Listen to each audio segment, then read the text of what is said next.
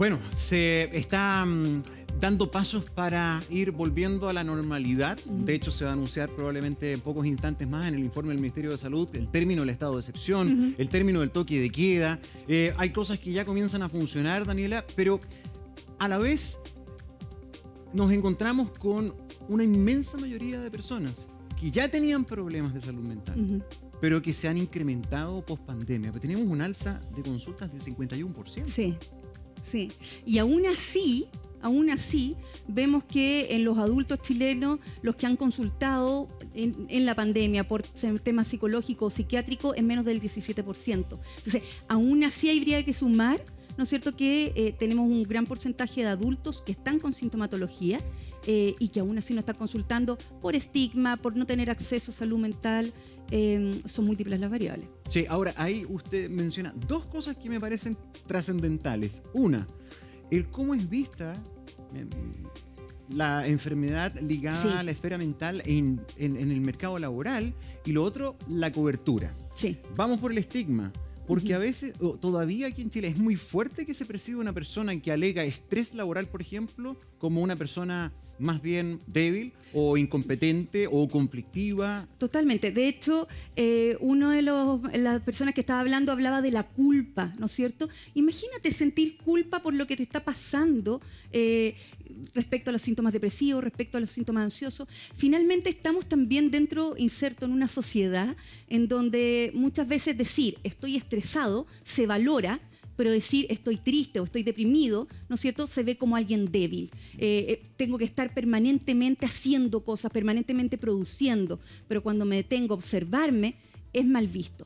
Y por otro lado también estamos en esta cultura donde, en esta como conducta más paliativa, en donde yo tengo que estar todo el rato bien, ¿no es cierto?, en esta cultura del like, del entretenimiento, del filtro. Tengo que mostrarme todo el rato bien, y decir que estoy mal es algo muy negativo, que, como dices tú, se ve como si estuviera siendo alguien débil o que estuviera quizá alaraqueando de alguna manera, ¿no es cierto?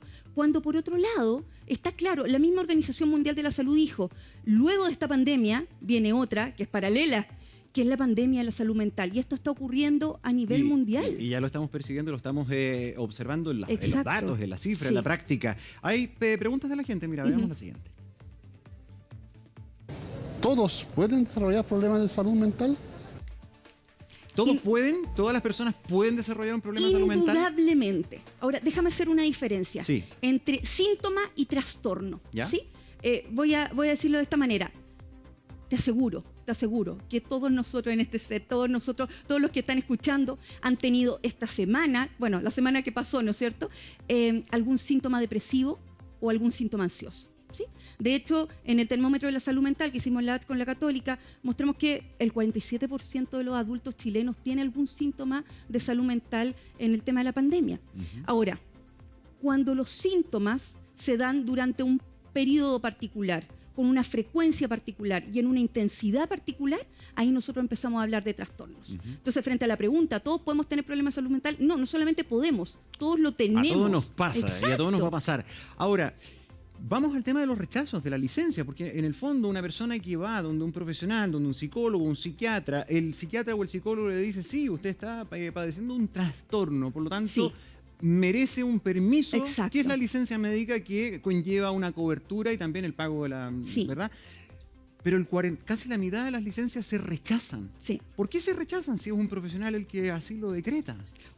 Bueno, ahí hay versiones controvertidas. ¿Sí? La ISAPRES te dirían, oye, más de un 30% de las licencias de salud mental están dadas por personas que ni siquiera entregaron la licencia y no tuvieron consulta.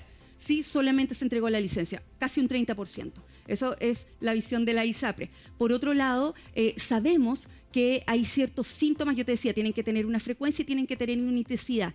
Y muchas veces hay ciertos síntomas y frecuencias síntomas con frecuencia que generan una licencia más rápida de lo que quizás la ISAPRES pueden o mismo FONASA puede entender.